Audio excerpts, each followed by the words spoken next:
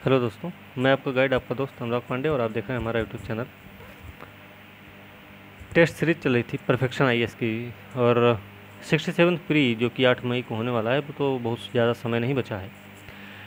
फिर भी अंतिम समय तक लगे रहना ही कारगर साबित हो सकता है और एग्ज़ाम में अच्छा खासा परफॉर्मेंस भी होगा। तो इसी बात को ध्यान में रखते हुए आज हम जो टेस्ट श्रृंखला लाए हैं, ये टेस्ट नंबर 8 है और इसमें बिहार स्पेशल के प्रश्न हैं। पूरे 150 प्रश्न हैं और इसमें हम पूरा 150 प्रश्न का एक वीडियो कंप्लीट करें। करीब अभी हम 4 से 5 वीडियो बनाएंगे। उम्मीद रखते हैं कि आप व्याख्या की ज़्यादा डिमांड नहीं करेंगे, बस आप ऑप्शंस को याद रखते हुए आगे बढ़ते रहिए। और अंतिम समय है तो आप लोग अच्छे से तैयार भी होंगे और फिलहाल ऑप्शंस को एक बार रिवाइज कर सकते हैं। ठीक है, तो इसी के साथ आज की वीडियो शुरू करेंगे और देखेंगे पहला प्रश्न। पूरा वीडियो रहेगा भाई और पूरी वीडियो अंत तक देखें। व्याख्या भी रहेगी बीच बीच में, कुछ प्रश्नों की जो इम्पोर्टेंट होंगे बहुत ज़्यादा, उनमें कुछ व्याख्या हम देंगे। ठीक है, तो फिलहाल शुरू करते हैं पहला प्रश्न से कि पहला प्रश्न है, बिहार को मुगल साम्राज्य का एक प्रांत या सूबा के रूप में कब घोषित किया गया था? तो ये घोषित कब हुआ है? ये हुआ है 1580 में। ठीक है, ये याद रखना भाई। क्या है कि मुगल बादशाह अकबर स्वयं बिहार आए थे, उस समय उनके राज्य पर आक्रमण किया उन्होंने, मतलब बिहार पर, और 1574 में उन्होंने पटना पर कब्जा किया तथा मिथिला के राजा को क्या किया, उन्होंने पराजित किया था। ठीक है, फिलहाल इसका सही उत्तर जो हो जाएगा वो 1580 है कि बिहार को एक प्रांत या सूबा के रूप में घोषित किया गया था, तो 1580 सही हो जाएगा। अगला प्रश्न है, बिहार के मनेर में मकबरे का निर्माण किस मुगल सम्राट के शासनकाल के दौरान किया गया था? तो इसमें ये जहांगीर के समय है की बात है। ठीक है, जहांगीर के शासनकाल के दौरान इसका निर्माण हुआ था। और याद रखना, यह ऐतिहासिक पुरावशेषों का एक बड़ा गांव है जो दानापुर अनुमंडल के एकदम उत्तर पश्चिम में स्थित है। पटना से लगभग 32 किलोमीटर पश्चिम में पटना आरा राजमार्ग पर स्थित है। ठीक है, चलिए अगला प्रश्न देखते हैं। अगला प्रश्न है, बिहार मोटे तौर पर निम्नलिखित देशांतरों के बीच में स्थित है। ये आप लोगों को पता होगा, फिर भी अगर नहीं पता है तो याद रखिए, यह 24-20-10 उत्तर से 27-31-15 उत्तरी अक्षांश के बीच में और 83-19-50 पूर्व से लेकर 88-17-40 पूर्वी देशांतर के बीच में स्थित है। ठीक है, जिसमें पूछा गया है देशांतर के बीच की बात पूछी गई ना, तो इसमें सही उत्तर हो जाएगा 83। लगभग की बात हो तो 83 से 88 पूर्वी देशांतर के मध्य में। ठीक है, बिहार के किस जिले की सबसे लंबी सीमा नेपाल से लगती है? सबसे लंबी सीमा कौन से ऐसे जिले की है जो नेपाल से लगती है? तो इसका सही उत्तर हो जाएगा पश्चिमी चंपारण की। ठीक है, पश्चिमी चंपारण का सही उत्तर हो जाएगा। अगला प्रश्न है, मगध की संप्रभुता के संदर्भ में निम्नलिखित में से कौन सा कथन सही है? तो देख लेते हैं इसका सही उत्तर कौन सा हो जाएगा भाई। अब देखिए, यहाँ पे पर्याप्त लौह भंडार की मौजूदगी थी, कुशल संचार प्रणाली भी थी, राजगीर की अभेद्यता और युद्ध में हाथियों का प्रयोग। ये सारे के सारे ऑप्शन जो है ना, ये सही है। ठीक है, तो इसका सही उत्तर क्या हो जाएगा? इसका सही उत्तर हो जाएगा भैया ई। अगला प्रश्न है, 11वीं-12वीं शताब्दी में दिल्ली पर तुर्की के आक्रमण को किन कारकों ने सुगम बनाया था? तो देख लीजिए, इसमें जो है ना, तुर्की सेना का बेहतर संगठन कौशल था। सही है ना? इसके अलावा आक्रमणकारियों के तोपखाने की श्रेष्ठता, ये तो सही है। क्या हुआ ना कि भारतीय शासकों को हार के लिए कई कारक जिम्मेदार थे जो बाद में तुर्कों के आक्रमण को सुगम बना दिया। कुछ इस प्रकार से, जैसे राजनीतिक रूप से भारत कई राज्यों में विभाजित था भाई।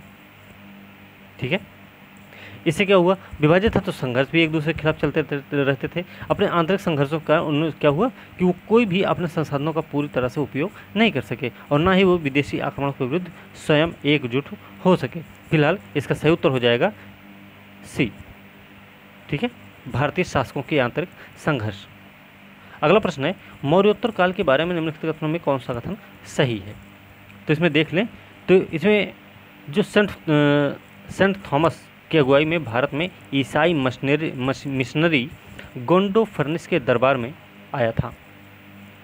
तो ये वाला सही है क्या? ठीक है, ये पार्थियन ईरानी मूल के राजा थे उन्होंने भी उत्तर भारत के विभिन्न हिस्सों पर शासन किया था। उनका शासन शकों के साथ मेल खाता था। पार्थेन राजा में चांदी के सिक्कों की कमी थी और यह साम्राज्य की आर्थिक स्थिति की गवाही देता था। फिलहाल इसका सही उत्तर हो जाएगा सी। ठीक है, आगे चलते हैं।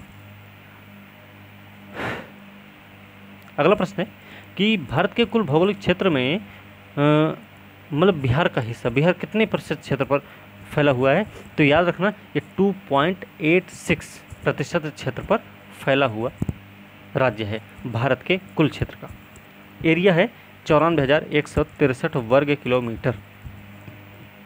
और याद रखना क्षेत्रफल की दृष्टि से बिहार जो है भारत का 12वां राज्य है।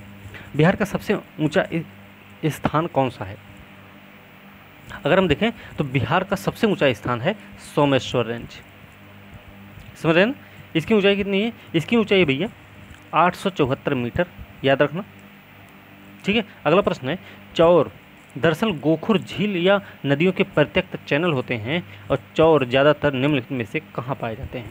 इसका सटीक उत्तर हो जाएगा, देखिए क्या है कि नदियों की गाद के एक बड़े जमाव से उत्तरी गंगा के मैदान में आसपास के मैदानों की तुलना में इसका तल क्या हुआ? ऊंचा हो गया थोड़ा सा। इसे चौर कहते हैं हम। चौर मूल रूप से ऑक्सबो झील या नदियों के प्रत्यक्त चैनल होते हैं और चौर सबसे ज़्यादा जो है समस्तीपुर, बेगूसराय, सहरसा और कटिहार में पाए जाते हैं। ठीक है, तो ये सभी इसके सही उत्तर हो जाएंगे, बेगूसराय, समस्तीपुर, कटिहार और सहरसा। तो इसका सही उत्तर ई हो जाएगा। अगला प्रश्न देखते हैं। गंगा के मैदानों का औसत ढलान प्रति किलोमीटर है, कितना है? 10 सेंटीमीटर प्रति किलोमीटर, है ना? नहीं, प्रति किलोमीटर 6 सेंटीमीटर है। ओके, अगला प्रश्न है मगध क्षेत्र में मौर्य साम्राज्य के बाद किस राजवंश ने शासन किया था? देखो मौर्य वंश का अंतिम शासक था ना, उसकी हत्या की थी। उसकी हत्या किसने की थी भाई? नहीं, इसमें मगध क्षेत्र में बात हो रही है ना।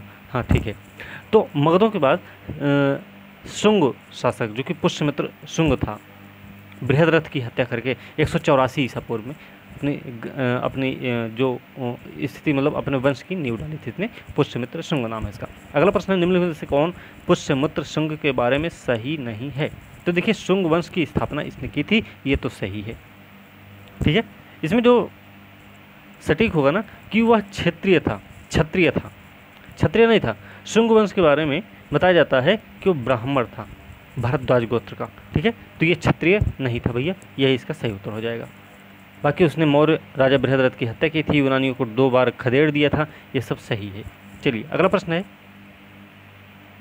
कि विदर्भ युद्ध किसके शासनकाल में हुआ था?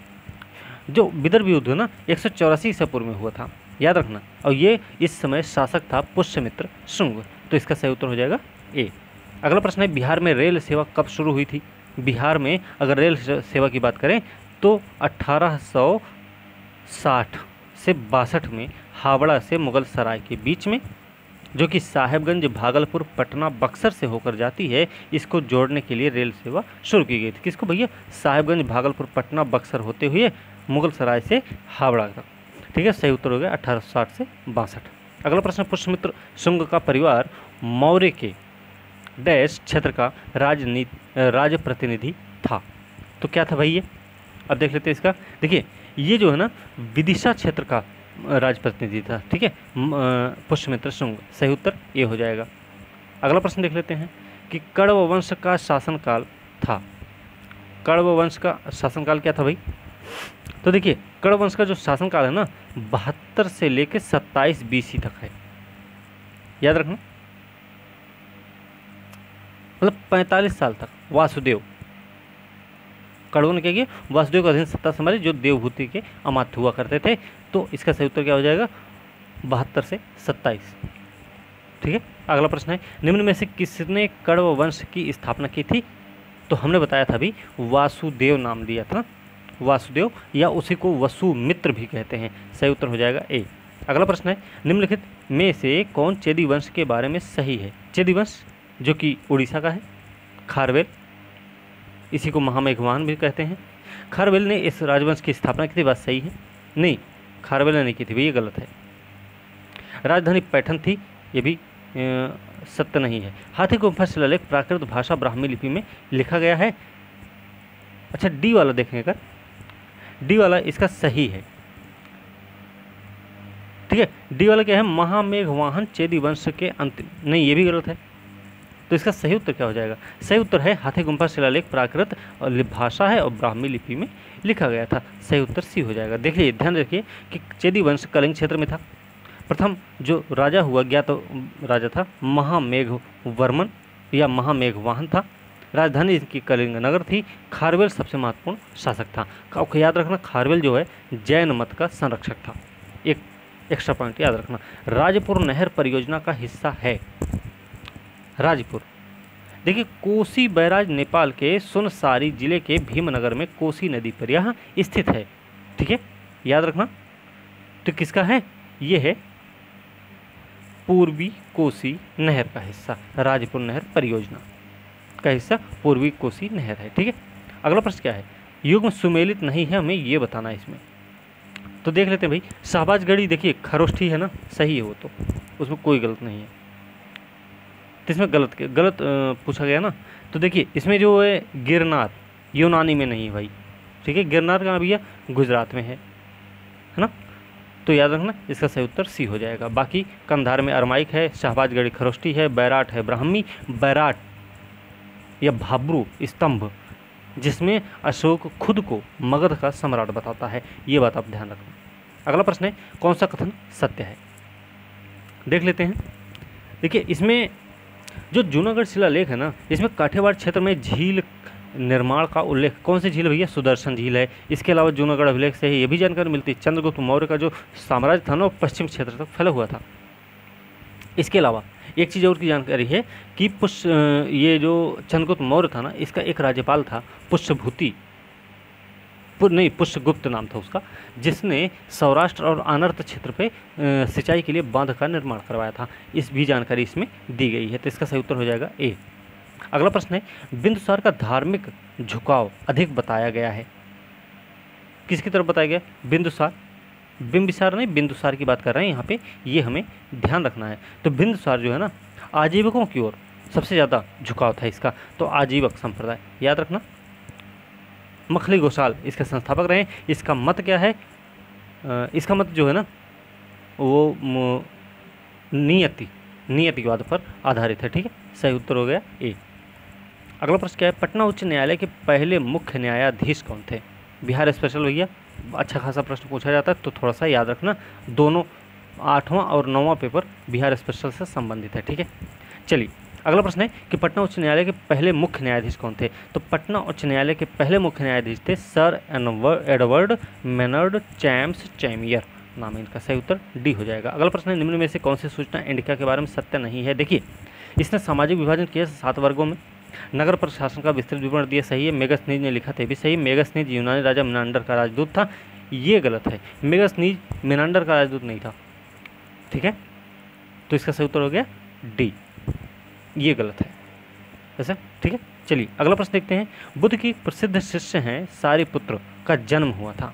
सारिपुत्र का जन्म कहाँ हुआ था भाई, ये सबसे मुख्य प्रश्न है। और सारिपुत्र का जन्म हुआ था राजगीर में। ठीक है, याद रखना कहाँ हुआ था, राजगीर में। सही उत्तर हो गया डी।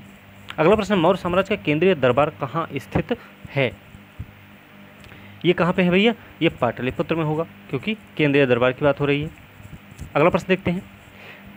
2001 से 11 के दौरान बिहार में पुरुष साक्षरता में वृद्धि हुई है, तो कितने प्रतिशत की वृद्धि हुई है, ये मुख्य प्रश्न है। देखिए इस समय बिहार में जो साक्षरता दर पहले रही है 59.7%, 11 में क्या हुई 71.2% हो गई। और जबकि महिलाओं की साक्षरता दर क्या है, याद रखना 51.5% है। तो सही उत्तर क्या हो गया, इस समय 11.5% की वृद्धि हुई 1 से 11 के बीच में। अगला प्रश्न है किस शासक के शासनकाल में हुणों ने आक्रमण किया था।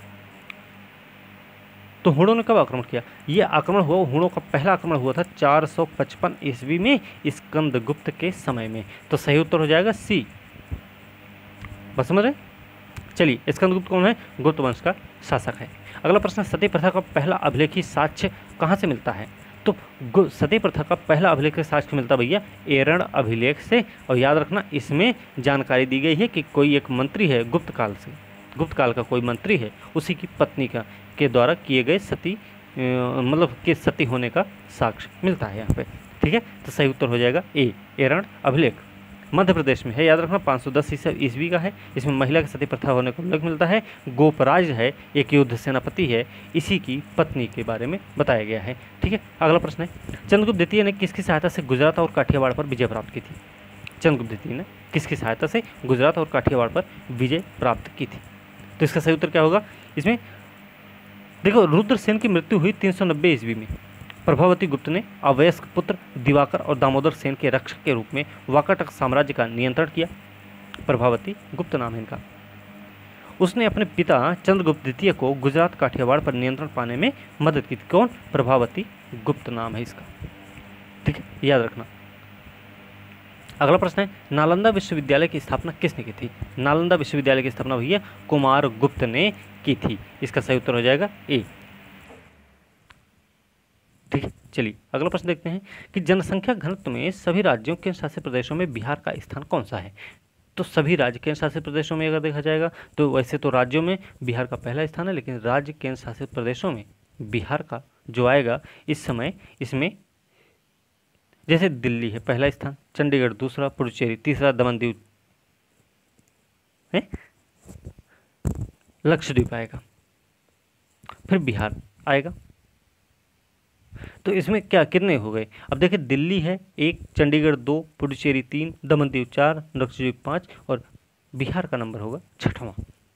ठीक है, बाकी राज्यों में देखा जाएगा तो बिहार अव्वल नंबर पे है, तो इसमें भैया 6वां स्थान आ जाएगा बिहार का। अगला प्रश्न क्या है, गुप्त युग में धार्मिक गतिविधियों के बारे में निम्नलिखित में से कौन सा कथन सत्य नहीं है? तो इसमें देखिए, इसमें मूर्ति पूजा एक सामान्य विशेषता बन गई, सही बात है। शक्ति संस्कृति ने लक्ष्मी पार्वती आदि जैसी देवी देवताओं की सहचारी का अभ्युदय हुआ। ठीक है, शैववाद और न कि भागवतवाद ने महत्व प्राप्त किया। तो भैया ये वाला गलत है। क्यों? क्योंकि गुप्त युग में भागवत जो था ना, मतलब भगवान विष्णु का जो वाहन है गरुड़, ये इनका प्रतीक चिन्ह हुआ करता था। तो इसका मतलब सही उत्तर सी हो जाएगा, क्योंकि यही गलत है। ओके, धार्मिक सहिष्णुता भी प्रचलित थी, ये भी बात सही है। अगला प्रश्न है, बिहार में प्रमंडलों की संख्या कितनी है? बिहार में अगर प्रमंडलों की संख्या देखा जाए ना, तो इस समय बिहार में 9 प्रमंडल हैं। ओके, कौन कौन से भाई थोड़ा ध्यान रखें, तो पटना है, मगध है, सारण, तिरहुत, दरभंगा, कोसी, पूर्णिया, भागलपुर, मुंगेर। ओके, अगला प्रश्न है, वैशाली किस प्रमंडल के अंतर्गत आता है? तो वैशाली जो है ना, वैशाली तिरहुत प्रमंडल के अंतर्गत आता है, तो इसका सही उत्तर बी हो जाएगा। अगला प्रश्न है, बिहार लोक सेवा आयोग अस्तित्व में आया था? बीपीएससी 1 अप्रैल 1949 को अस्तित्व में आया। ठीक है, जब इसे उड़ीसा राज्य के आयोग से अलग किया गया था और भारत सरकार अधिनियम 1935 की 261 की उपधारा 1 के अनुसार है। इसे संवैधानिक स्थिति की बात करें तो के साथ उच्चारित किया गया और 26 जनवरी 1950 को भारत के संविधान की घोषणा हुई थी। तो 1 अप्रैल 1949 है इसका सही उत्तर। अगला प्रश्न क्या है, निम्नलिखित में से कौन से जिले या जिला तंबाकू का प्रमुख उत्पादक है? बिहार में तंबाकू की बात हो रही है, तो इसमें याद रखना जो जिला है प्रमुख उत्पादक के रूप में लखीसराय का नाम आएगा। ठीक है, लखीसराय ही नहीं है, लखीसराय के अलावा बेगूसराय भी आएगा। ठीक है, याद रखना, ये दोनों जिले हैं जो बिहार में तंबाकू के प्रमुख उत्पादक माने जाते हैं। यहाँ पे याद रखना 50 से 100 तंबाकू के लिए 50 सेंटीमीटर वार्षिक वर्षा चाहिए होती है। वृद्धि के दौरान 15 से 20 डिग्री सेंटीग्रेड तापमान भी चाहिए होता है। ठीक है, तो ये चीज़ हमें याद रखना। अगला प्रश्न है, Patna medical college and hospital की स्थापना कब हुई थी? पटना मेडिकल कॉलेज की स्थापना, देखिए इसकी स्थापना हुई थी 1925 में, 1925 में। अगला प्रश्न है, बिहार के पहले उपराज्यपाल कौन थे भैया? बिहार के पहले उपराज्यपाल थे चार्ल्स स्टुअर्ट बेली। नाम क्या है? सर चार्ल्स स्टुअर्ट बेली। ये 1912 से लेकर 1915 तक रहे हैं बिहार के पहले लेफ्टिनेंट गवर्नर। अगला प्रश्न देखते हैं कि बिहार में चिरांद है। चिरांद क्या? अभी हमने पढ़ाया है, अगर आप ध्यान दिए होंगे तो यह नवपाषाणिक स्थल है चिरांद। ठीक है, चलिए अगला प्रश्न क्या है कि मगध और अंग को कौन सी नदी सीमांकित करती? मगध और अंग को 2 नदी, कोई नदी है जो सीमांकित करती है, उसका नाम है भैया चंपा। अगला प्रश्न है, कौन कनिष्क के बारे में सत्य नहीं है? कनिष्क के बारे में पूछा गया है। अब देखिए, उसने बौद्ध धर्म को संरक्षण दिया, बात सही है। उनके शासनकाल में चौथी बौद्ध संगीत हुई, ये भी सही है। भारतीय संस्कृति ने कुषाणों से धातु के संलग्न जूते और लंबे कोट अपनाए, ये भी सही है। उन्होंने विक्रम संवत की स्थापना की, ये गलत है, इसका सही उत्तर डी हो जाएगा। ठीक है, अगला प्रश्न क्या है कि मौर्योत्तर काल के दौरान निर्यात की मुख्य वस्तुएं कौन कौन सी थी? तो कौन कौन सी थी भाई? अब देखिए, इसमें कांच, चांदी, सोना आयात की वस्तुएं थी। ठीक है, लेकिन निर्यात की बात कर रहे हैं तो निर्यात में याद रखिए कि भैया आंध्र प्रदेश से लोहा, ठीक है, कटलरी को एबिसिनियन भागों में भेजा जाता था। तो इसमें सही उत्तर क्या हो जाएगा? इसका सही उत्तर मसाला, इत्र, मोती, तांबा, चंदन। ठीक है, इसका सही उत्तर हो जाएगा। अगला प्रश्न, प्रसिद्ध ओदंतपुरी विहार की स्थापना किसने की थी? ओदंतपुरी विहार की स्थापना, तो देखिए गोपाल हैं। गोपाल ने ओदंतपुरी विहार की स्थापना की थी, यह एक बौद्ध थे गोपाल। ठीक है, चलिए अगला प्रश्न देखते हैं कि सकरी नदी पर बने नहर बिहार के निम्न में से किस जिले को लाभान्वित करती है? सकरी नहर है, नहीं, सकरी नदी पर एक नहर है, वो बिहार के किस जिले को लाभान्वित करती है? इसका प्रश्न ये है आपका। तो सकरी नदी पर जो नहर बना हुआ ना, इससे लाभान्वित होने वाले जो जिले हैं उसमें लखीमपुर आता है, मुंगेर है, गया है और पटना है। लखीसराय, मुंगेर, पटना, गया है। तो इसका सही उत्तर यहाँ पे ए हो जाएगा, क्योंकि बाकी सब है नहीं, जमुई, खगड़िया, बेगूसराय दिया गया है। ठीक है, सही उत्तर क्या हो गया? लखीसराय, मुंगेर, गया, पटना। अगला प्रश्न है, मुंगेर ताम्रपत्र शिलालेख किस पाल राजा से संबंधित हैं? तो इसका सही उत्तर क्या हो जाएगा भैया? पाल शासक थे देवपाल, इन्हीं से संबंधित है मुंगेर ताम्रपत्र शिलालेख। ठीक है, याद रखना।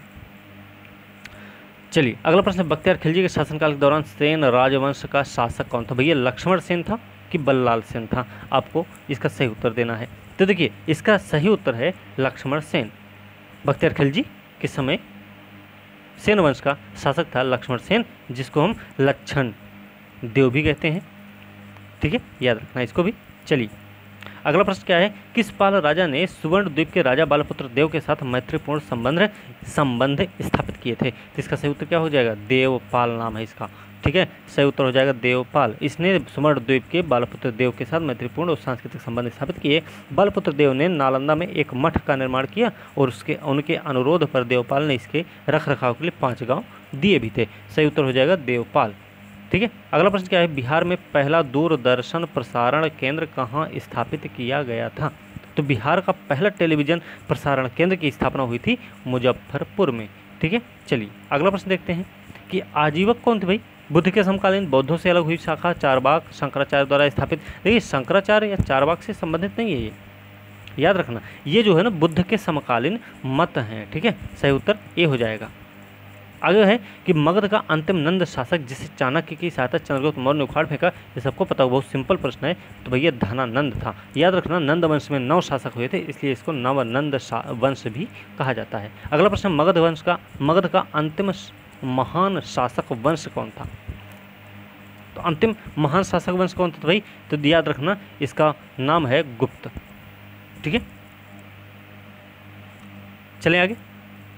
ठीक है, अगला प्रश्न देखते हैं, निम्न में से कौन सा शासक मगध के उत्थान के लिए उत्तरदायी था? मगध के उत्थान के लिए कौन उत्तरदायी रहा होगा भाई? अब इसमें प्रश्न देखिए, बिंबिसार का समय है, समय क्या है? 543 ईसा पूर्व में से लेकर 491 ईसा पूर्व तक।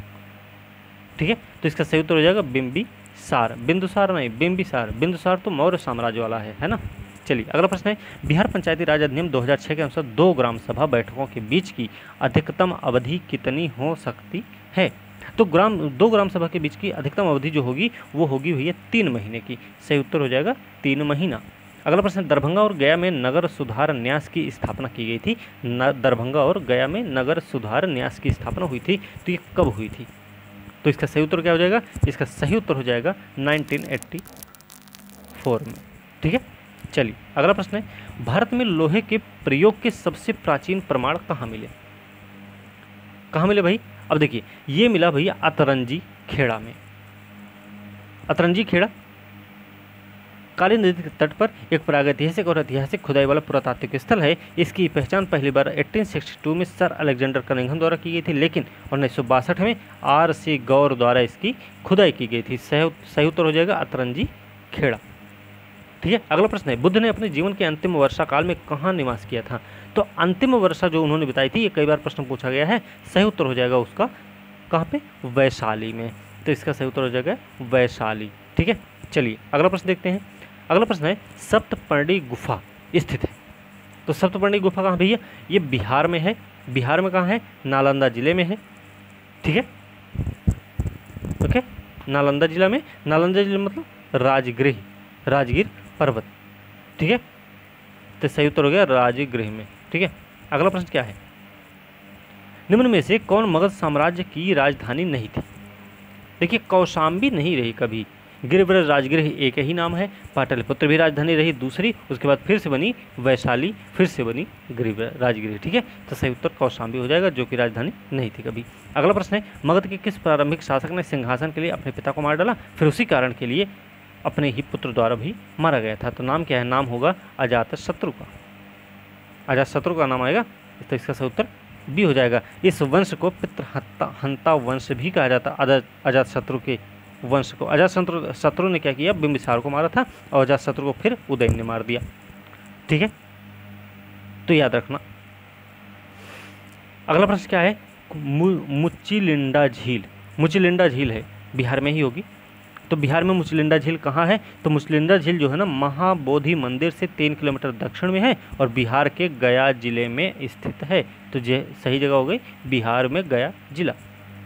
कौन सी? मुचिलिंडा झील नाम है। अगला प्रश्न है, मौर्य प्रशासन के में पंकोड का संनिरोधे दंड था जो आरोपित किया जाता था। देखिए, ये कचरा फेंकने के लिए होता था। पंकोडक संनिरोधे नाम है इसका।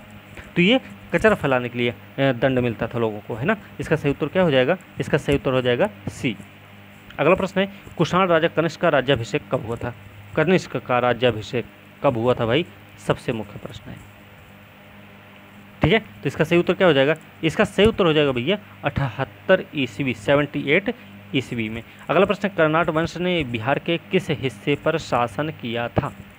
तो मिथिला वाले क्षेत्र में कब इन्होंने शासन किया था ना, तो इसका सही उत्तर हो जाएगा मिथिला से क्षेत्र।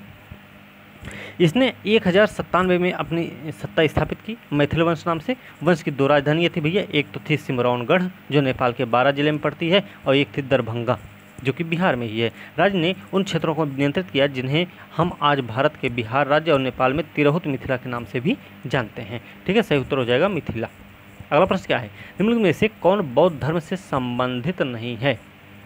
अब देखते हैं भाई कौन सी नहीं है ऐसा कि जो बौद्ध धर्म से संबंधित नहीं है। तो इसमें याद रखना, इसमें है लोमस ऋषि की गुफा। भैया 4वीं-5वीं शताब्दी में स्तूपों में बुद्ध की छवियां जुड़ी हुई जुन्नार में शहर की पहाड़ियों के चारों ओर 200 से अधिक गुफाओं की सबसे बड़ी गुफा खुदाई गई, जबकि मुंबई में कन्हेरी में 108 खुदाई वाली गुफाएं हैं।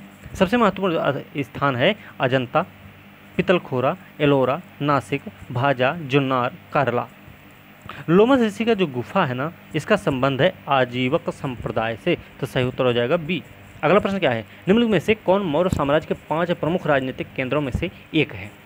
मौर्य साम्राज्य के 5 प्रमुख राजनीतिक केंद्रों में से एक है, तो उसका नाम क्या है? तो उसका नाम क्या हो सकता है भाई? उसका नाम है उज्जैनी। ठीक है, आपको पता होना चाहिए कि मौर्य साम्राज्य 5 प्रांतों में बटा हुआ था, पूर्वी, पश्चिमी, उत्तरी, दक्षिणी, मध्य। ऐसी था प्राच्य पूर्वी प्रदेश, है ना, कलिंग, है ना, ऐसे ही 5 प्रांत थे। ठीक है, चलिए अगला प्रश्न है, निम्न में से कौन अशोक के काल में गुप्तचर नेटवर्क का हिस्सा थे या हिस्सा हैं? तो गूढ़ पुरुष, संचरा, संस्थान, ये तीनों चीजें हैं ना इसमें। ठीक है, तो इसका सही उत्तर क्या हो जाएगा? इसका सही उत्तर हो जाएगा भैया ई इसमें। ठीक है ना, तो सही उत्तर हो गया ई।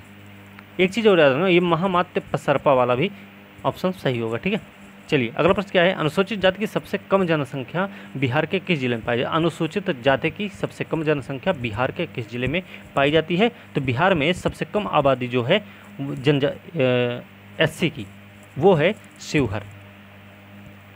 और उच्चतम की बात करें तो भैया ये गया है, पटना है, समस्तीपुर, मुजफ्फरपुर, वैशाली में पाई जाती है उच्च, मतलब सबसे ज़्यादा, ठीक है। लेकिन सबसे कम जनसंख्या पाई जाएगी शिवहर में, ठीक है। सही उत्तर हो जाएगा सी। अगला प्रश्न है, दरभंगा महाराज के खिलाफ किसान आंदोलन का नेतृत्व किसने किया था? तो 1919-20 में किसान नेता थे स्वामी विद्यानंद। इन्होंने आंदोलन का नेतृत्व किया जिसे बहुत भारी समर्थन भी मिला। विशेषकर गंगा के उत्तर में विद्रोह जो था वो दरभंगा राज्य के खिलाफ केंद्रित था, दरभंगा के महाराजा के खिलाफ था। तो सही उत्तर हो गया स्वामी विद्यानंद। अगला प्रश्न है, विक्रमशिला गंगेटिक डॉल्फिन अभयारण्य कहाँ है ये? तो ये भैया कहाँ है? ये आपका भागलपुर में स्थित है, ठीक है। सही उत्तर हो गया भागलपुर, इसमें कुछ बताने की जरूरत नहीं है। अगला है, दिल्ली सल्तनत का पहला शासक जिसने बिहार पर भी आक्रमण किया, तो वो कौन था भाई? उसका सही उत्तर हो जाएगा इल्तुतमिश। इसने आक्रमण किया। इसके एक मलिक जानी है, इन्हीं को इसने गवर्नर भी नियुक्त किया था, मलिक जानी को। ये प्रश्न कई बार पूछा गया है। इल्तुतमिश ने स्वयं बंगाल की ओर कूच किया और बालका खिलजी को मार डाला था। बंगाल बिहार में फिर से दिल्ली सल्तनत का हिस्सा बन गए और इल्तुतमिश की मृत्यु तक ऐसे ही बना रहा। सही उत्तर हो गया इल्तुतमिश। ओके, मलिक जानी इसका गवर्नर रहा है। अगला प्रश्न है, बिहार का दौरा करने वाला पहला ब्रिटिश यात्री कौन था? ये भी प्रश्न है।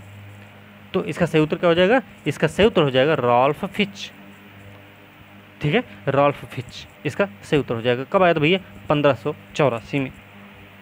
ओके, अगला प्रश्न क्या है, अथर्ववेद में पहली बार अंग का उल्लेख मिलता है। अंग की पहचान वर्तमान के किस जिले से की जाती है? महाजनपद काल आपने पढ़ा है तो आपको पता होना चाहिए। तो भैया अंग की पहचान होती है इस समय भागलपुर और मुंगेर से। तो भागलपुर से भी हो रही है, मुंगेर से भी हो रही है, इसका सही उत्तर ई हो जाएगा, ठीक है। चलिए अगला प्रश्न देखते हैं। ये याद रखना एक चीज़ और, अथर्ववेद में मगध और अंग को दूरस्थ प्रदेश कहा गया है। ऋग्वेद में व्रात्य कहा गया है बिहार को, ठीक है। चलिए अगला प्रश्न क्या है कि बिहार राज्य दुग्ध सहकारी संघ की स्थापना कब हुई थी? इसकी स्थापना हुई थी 1983 में। किसकी? बिहार राज्य दुग्ध सहकारी संघ की। अगला प्रश्न है, बिहार में मानव की प्रथम उपस्थिति के प्रमाण मिलते हैं। बिहार में मानव की प्रथम उपस्थिति के प्रमाण मिलते हैं, तो कहाँ मिलते हैं? तो इसका सही उत्तर हो जाएगा मुंगेर में। पहले मौजूदगी प्रमाण बिहार के मतलब मुंगेर और नालंदा के पुरातात्विक स्थलों से मिलते हैं। ओके, चलिए अगला प्रश्न देखते हैं कि 2011 की जनगणना के अनुसार बिहार की जनसंख्या की दशकीय वृद्धि दर कितनी रही है? ये जनगणना से संबंधित प्रश्न है भाई, तो इसमें याद रखना 2011 की जनगणना के अनुसार बिहार की जनसंख्या की दशकीय वृद्धि दर जो रही है वो 25.4% रही है। सही उत्तर हो जाएगा डी। अगला प्रश्न है, सबसे कम महिला साक्षरता दर वाले 5 जिले कौन कौन से हैं? सही क्रम बताना है। सबसे कम महिला साक्षरता दर वाले 5 जिले बताने हैं हमको।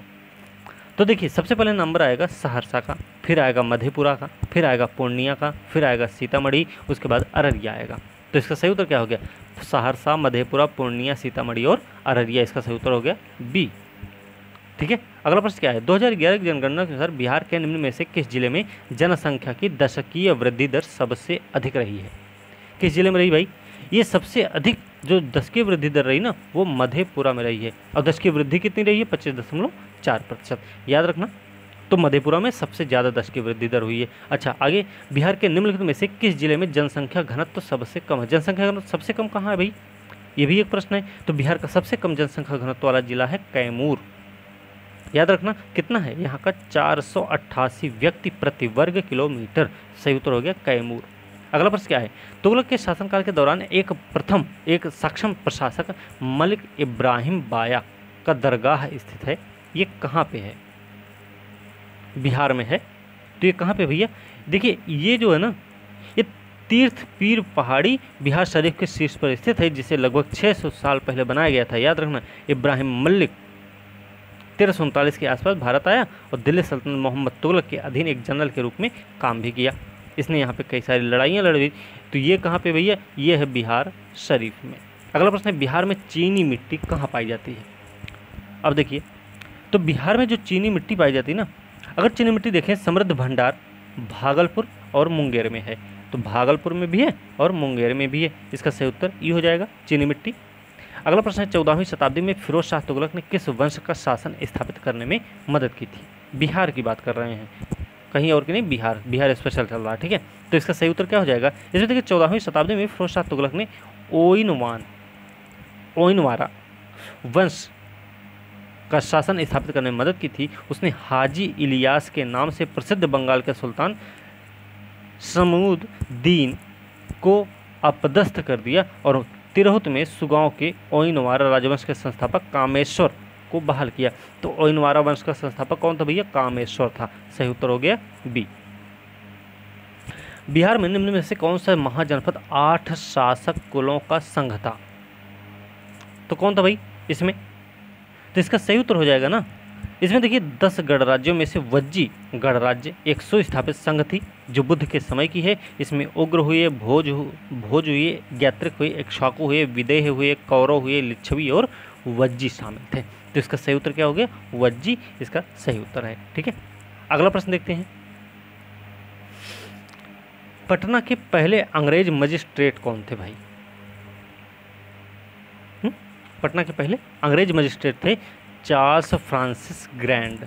ओके, चलिए अगला प्रश्न देखते हैं। मौर्य काल के संबंधित प्रसिद्ध यक्षिणी की मूर्ति कहाँ से प्राप्त की गई थी?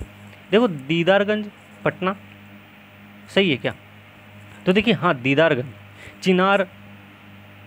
चिनारगढ़ी यक्षिणी दीदारगंज पटना से मिली भाई, ठीक है, सही है दीदारगंज। अगला प्रश्न क्या है? अशोक के किस शिलालेख में उपहार और धम अनुदान के बीच अंतर का वर्णन किया गया है? तो इसमें देखिए 9वां शिलालेख है भैया। 9वें शिलालेख में अशोक ने धम अनुदान और उपहार के बीच में अंतर बताया, ठीक है, याद रखना। सही उत्तर 9वां शिलालेख है जिसमें धम अनुदान और उपहार के बीच में अंतर बताया गया है, ठीक है। अगला प्रश्न है, कैमूर का पठार किसका भाग है? तो सतपुड़ा, विंध्याचल, छोटा नागपुर, धारवाड़ किसका भाग है भाई? तो इसका सही उत्तर हो जाएगा कैमूर की पहाड़ियाँ, कैमूर रेंज भी इसको बोलते हैं, ये विंध्य रेंज का पूर्वी भाग है, ठीक है। विंध्य जो है यह कहाँ है? मध्य प्रदेश के जबलपुर जिले के कटंगी के पास से शुरू होकर 480 किलोमीटर पूर्व की ओर स्थित बिहार के सासाराम तक फैला हुआ है। तो सही उत्तर हो गया विंध्य क्षेत्र का हिस्सा है कैमूर पठार। अगला प्रश्न है, फाहियान पाटलिपुत्र में कितने साल तक रहा? फाहियान कितने साल तक रहा, कितने वर्ष तक रहा है कुल मिला के? तो इसका सही उत्तर हो जाएगा 3 वर्ष तक रहा भाई, ठीक है। चीनी तीर्थयात्री था, चंद्रगुप्त द्वितीय के समय में आया था, पाटलिपुत्र में इसने 3 साल बिताए भी थे। सही उत्तर हो गया सी। अगला प्रश्न है, 1556-57 में मुगल बादशाह अकबर ने विद्वता के कारण किसे मिथिला क्षेत्र पुरस्कार के रूप में दिया था? तो किसे दिया था भाई? ये हैं महेश ठाकुर नाम है। विद्वतापूर्ण अभिजात्यवाद के कारण बादशाह अकबर ने महेश ठाकुर को मिथिला या तिरहुत क्षेत्र दे दिया था, ठीक है। यह राज्य कहाँ है? दरभंगा खंडेलवाल वंश से संबंधित था। तो सही उत्तर हो गया महेश ठाकुर नाम है इनका। अगला प्रश्न क्या है? 2001 से 11 की जनगणना के आधार पर बिहार में महिलाओं में साक्षरता की वृद्धि हुई है। तो कितने प्रतिशत की वृद्धि हुई है भाई? तो थोड़ा सा देख लेते हैं इसमें कि 2011 की जनगणना के अनुसार महिलाओं की साक्षरता में 18.4% की वृद्धि हुई है। 10 की वृद्धि कितनी थी? 25.4 थी। पुरुषों की साक्षरता दर में कितनी वृद्धि हुई? 11.5% की, ठीक है। और महिलाओं की साक्षरता कितनी है इस समय बिहार में? 51.5%। सही उत्तर हो गया 18.4%। अगला प्रश्न है, पीटर मुंडी किस मुगल सम्राट के शासनकाल में बिहार आया था? पीटर मुंडी किसके समय में आया होगा? शाहजहां के शासनकाल में आया था भैया, याद रखना। अब इसी ने ना पटना को पूर्वी क्षेत्र का सबसे बड़ा मार्केट भी बताया था। पटना को किसने बताया? पीटर मुंडी ने शाहजहां के समय में आया था। अगला प्रश्न देखते हैं, वर्ण रत्नाकर को किस भाषा की प्रथम रचना माना जाता है? तो वर्ण रत्नाकर जो है ना मैथिली भाषा में लिखा गया है, तो मैथिली भाषा की पहली रचना मानी जाती है वर्ण रत्नाकर को, याद रखना। इसके रचनाकार कौन है भैया? इसके रचनाकार है ज्योतिरीश्वर ठाकुर नाम है इनका। अगला प्रश्न देखते हैं, किसमें हमें सुमेलित करना भैया? चलिए कर देते हैं, सुमेलित भी करते हैं फिर। तो देखिए, सीमेंट डालमिया नगर, ठीक है। सिगरेट कहाँ भैया? दिलावरपुर में, ठीक है। प्लाईवुड कहाँ है? हाजीपुर में। जूट कहाँ भैया? पूर्णिया में। ओके, तो सही उत्तर 1, 2, 3, 4 ही तो है, सही उत्तर बी हो जाएगा। ओके, अगला प्रश्न क्या है?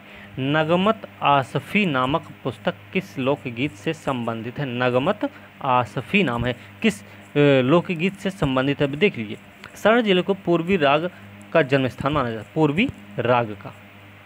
ठीक है, पटना इस राग का प्रमुख केंद्र था, जहां राजा शाह ने नागमत आसफी नामक पुस्तक में पूर्वी राग से संबंधित बातों का उल्लेख किया। किसने लिखा भैया, याद रखना, जहां राजा शाह।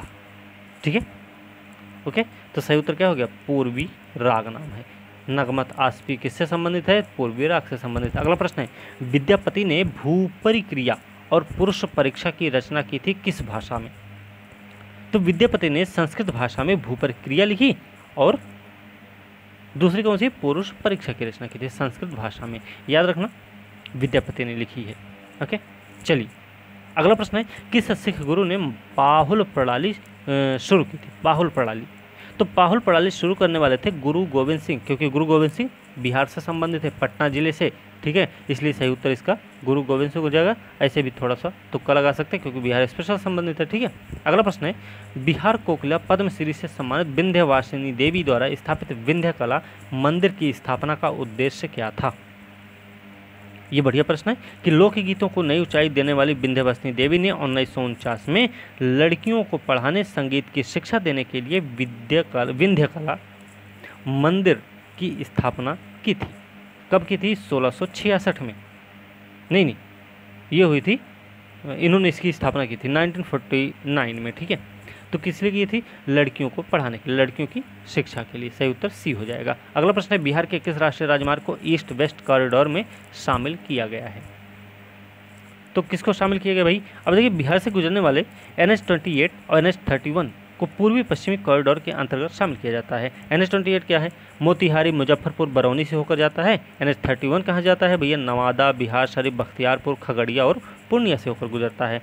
तो NH-31 भी है, NH-28 भी है। तो सही उत्तर क्या हो जाएगा, इसका ई हो जाएगा। ठीक है, अगला प्रश्न देखते हैं कि किस राष्ट्रीय राजमार्ग की लंबाई बिहार में सबसे कम अथवा सबसे कम दूरी तय करता है।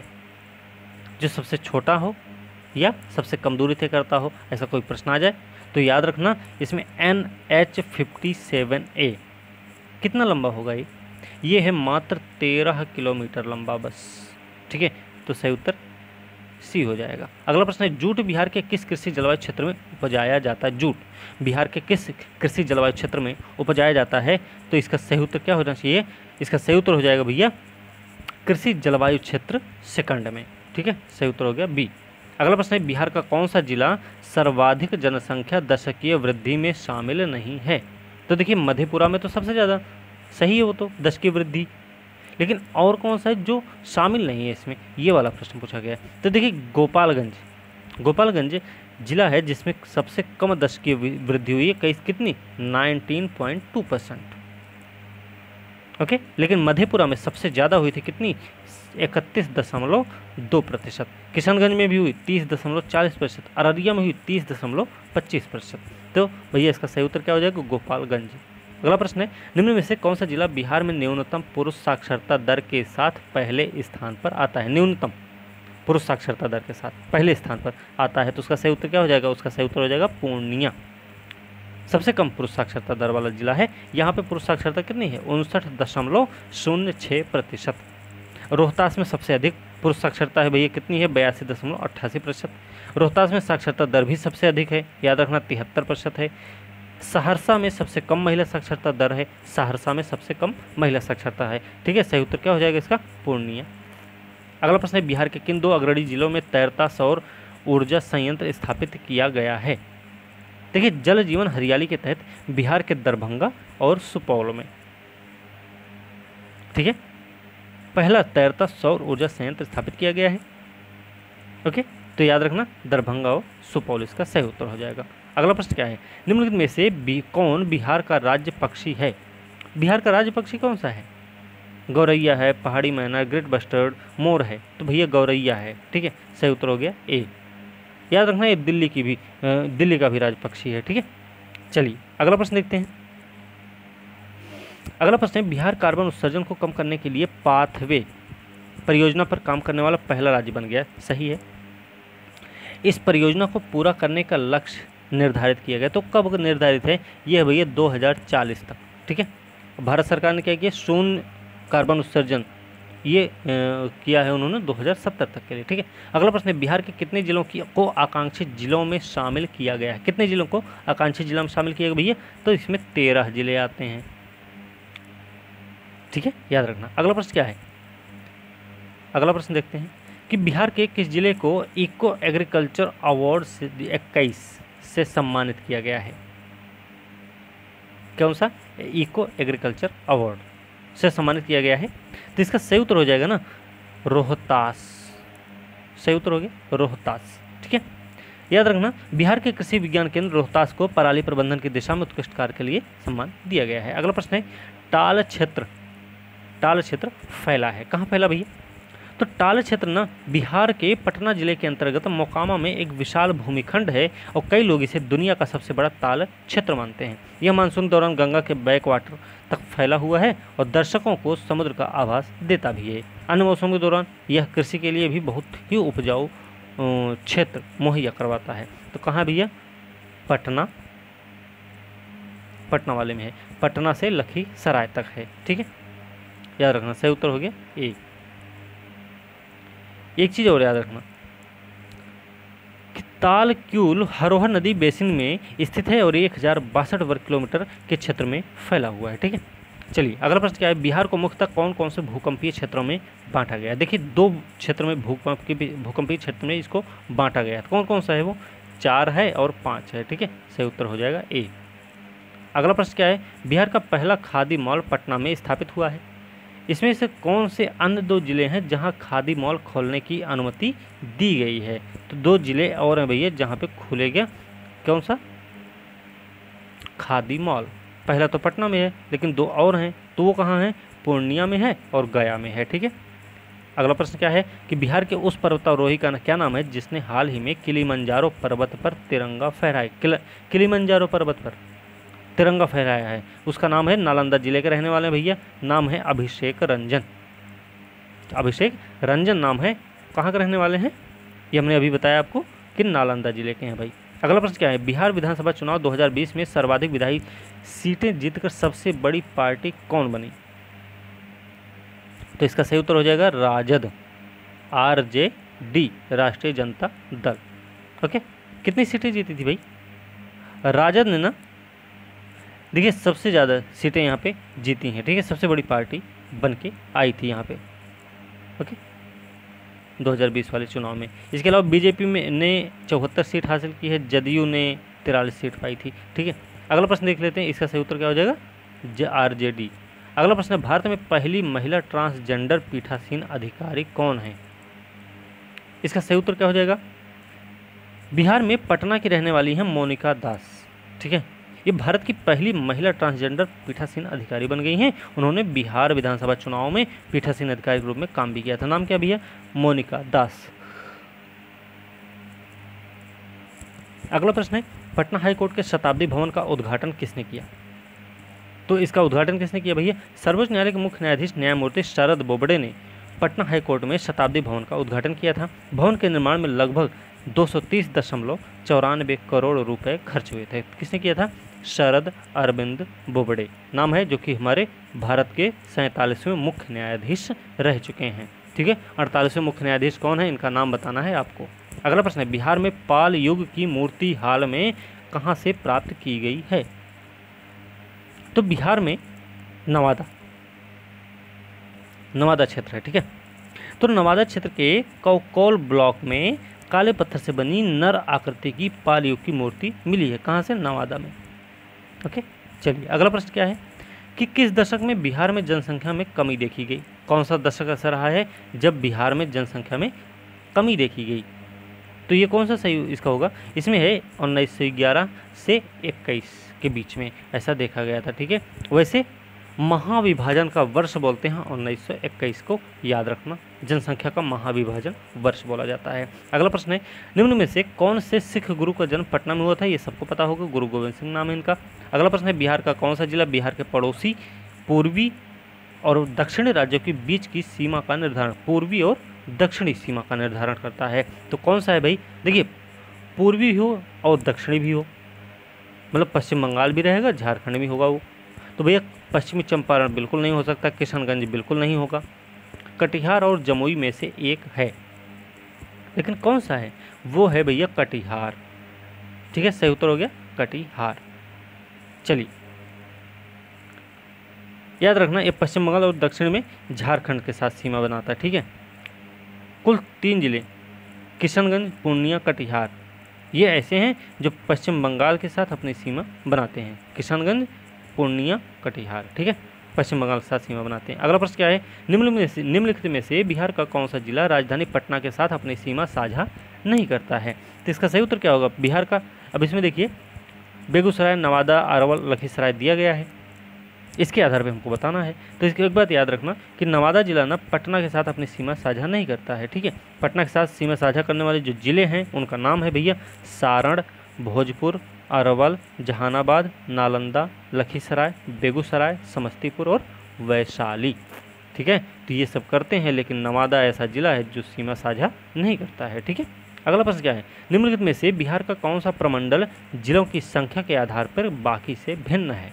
सारण, कोसी, दरभंगा, पूर्णिया सब में जिले बराबर ही होंगे, लेकिन एक जिला, एक प्रमंडल ऐसा भी है इसमें जिसमें जिले ज़्यादा भी हो सकते हैं या कम भी हो सकते हैं भाई। तो इसका सही उत्तर क्या हो जाएगा? इसका सही उत्तर हो जाएगा पूर्णिया। इसमें कितने जिले आते हैं? इसमें 4 जिले हैं। कौन कौन से हैं? पूर्णिया है, अररिया है, कटिहार है, किशनगंज है। ठीक है, बाकी प्रत्येक में ना 3 जिले हैं।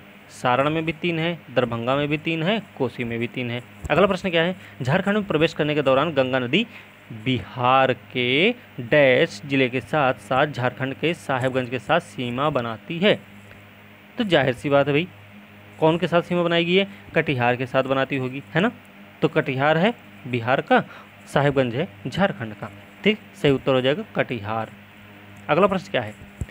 अगला प्रश्न है गंगा से मिलने से पहले बूढ़ी गंडक डैश जिला जल निकासी क्षेत्र से होकर नहीं बहती है।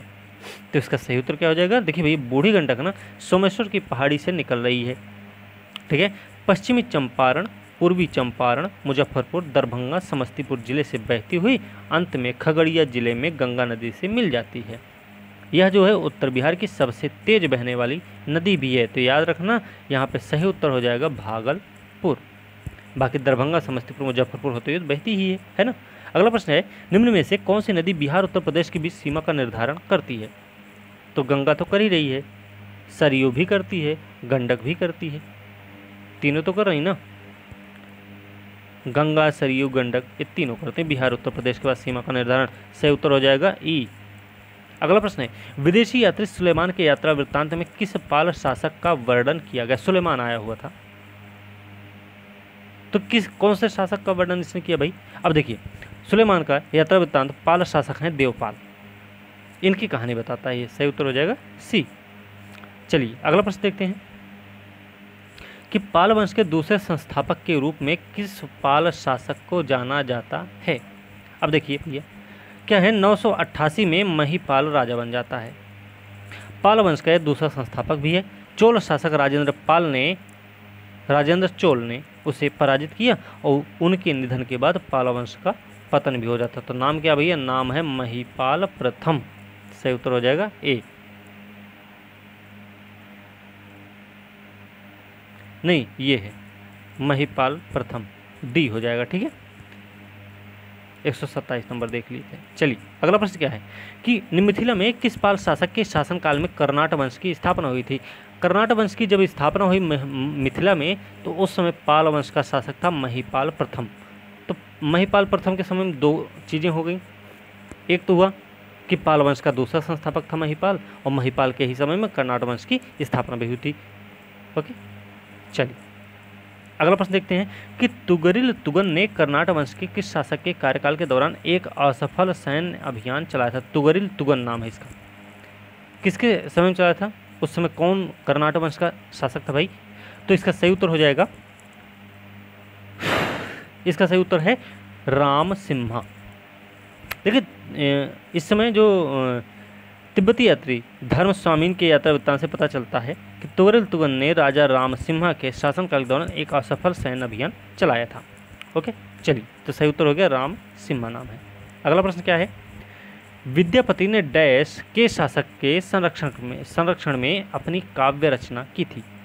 देखिए 14वीं शताब्दी में तिरहुत में मुसलमानों के बाद ओइनवार वंश सत्ता में आता है, इसकी स्थापना होती है। प्रसिद्ध कवि हैं विद्यापति।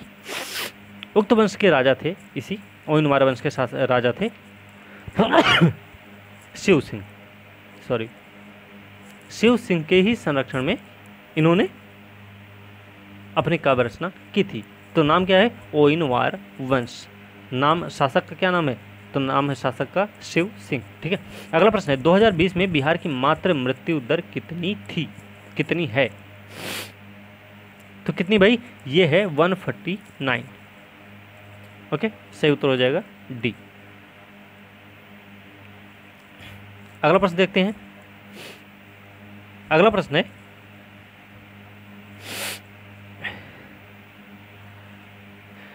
बिहार के किस जिले में अनुसूचित जनजातियों की प्रतिशत जनसंख्या सर्वाधिक है?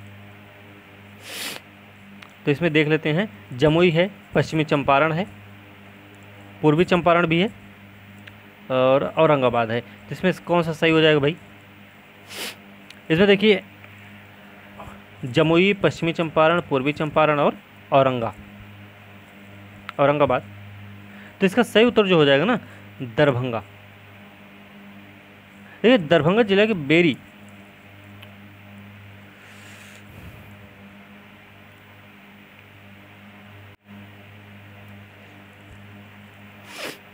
तो बिहार के किस जिले में अनुसूचित जनजातियों की प्रतिशत जनसंख्या सर्वाधिक है? तो इसका सही उत्तर क्या हो जाएगा? इसका सही उत्तर हो जाएगा पश्चिमी चंपारण। यहाँ पे अनुसूचित जनजातियों की संख्या कितनी है?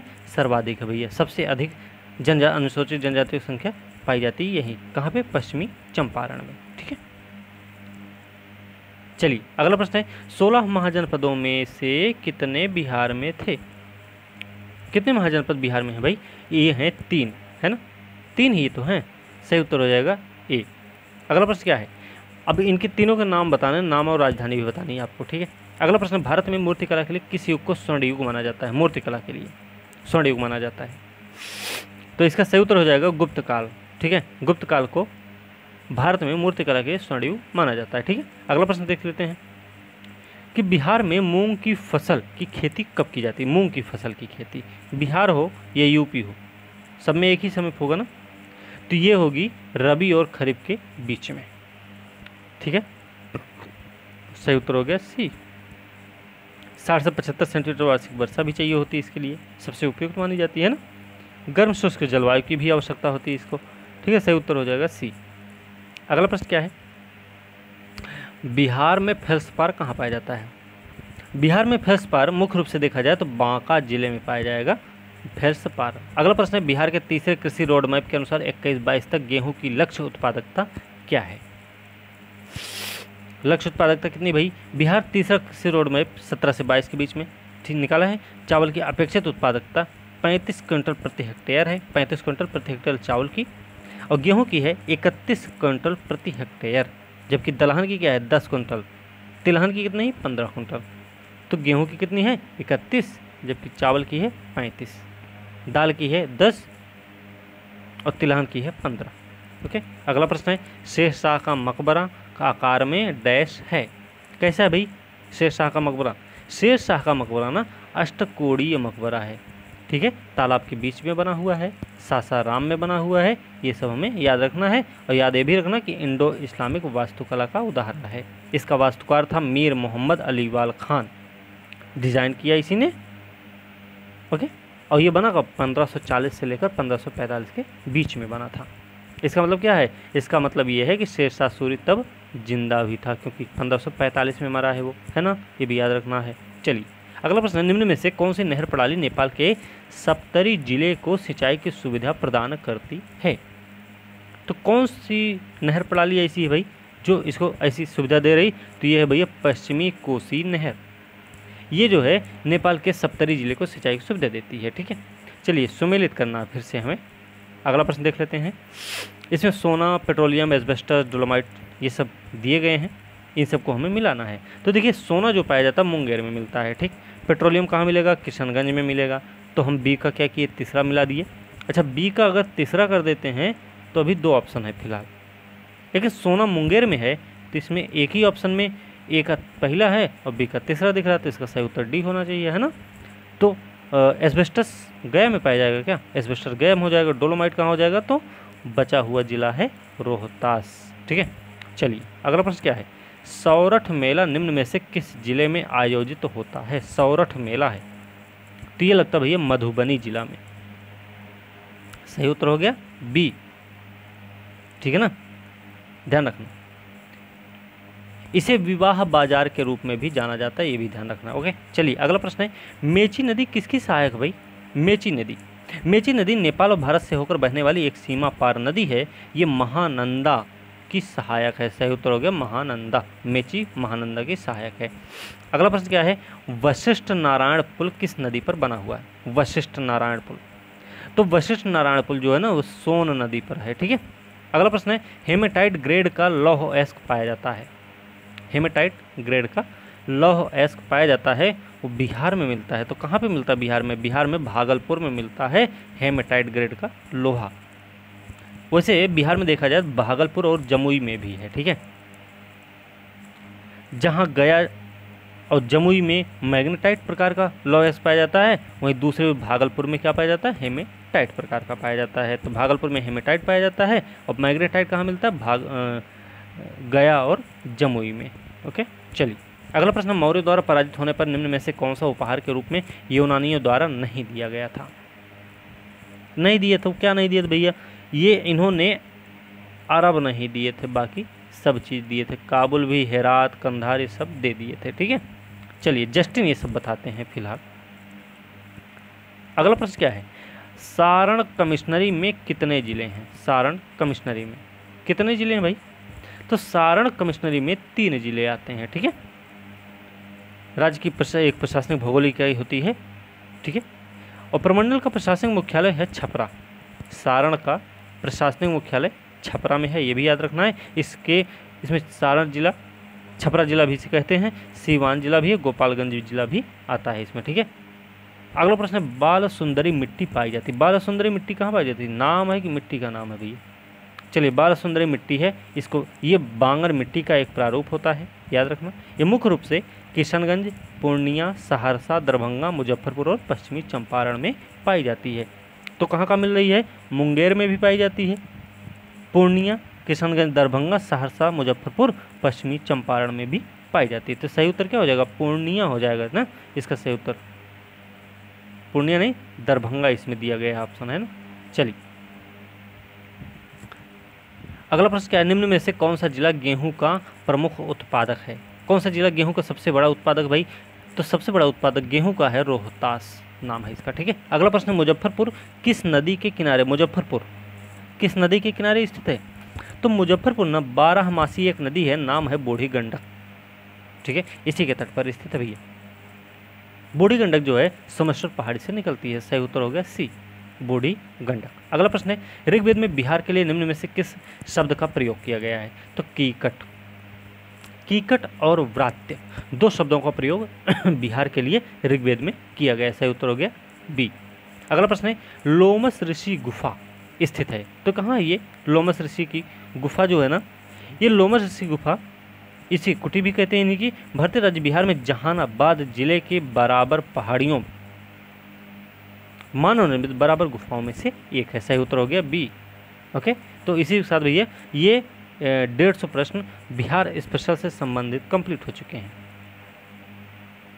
ठीक है, तो इसी के साथ आज की वीडियो भैया 150 प्रश्नों की ये वीडियो जो कि बिहार स्पेशल से संबंधित है, 8 नंबर टेस्ट है, इसका पूरा आप एक बार देख लेंगे तो आपको अच्छा खासा याद भी हो जाएगा। बिहार स्पेशल से करीब 35 से 40 प्रश्न आते भी हैं जो कि आपके कवर भी हो जाएंगे। तो इसी के साथ आज की वीडियो यहीं समाप्त करेंगे। अगली वीडियो जो कि 9 नंबर टेस्ट होगा वो भी बिहार स्पेशल से संबंधित है। ठीक है, उसके बाद 2-3 पेपर और हैं, उनको हम देख लेंगे और फुल लेंथ हैं वो। ठीक है, तो इसी के साथ आज की वीडियो हम समाप्त करेंगे। अगली वीडियो के साथ कल मिलते हैं, तब तक के लिए धन्यवाद।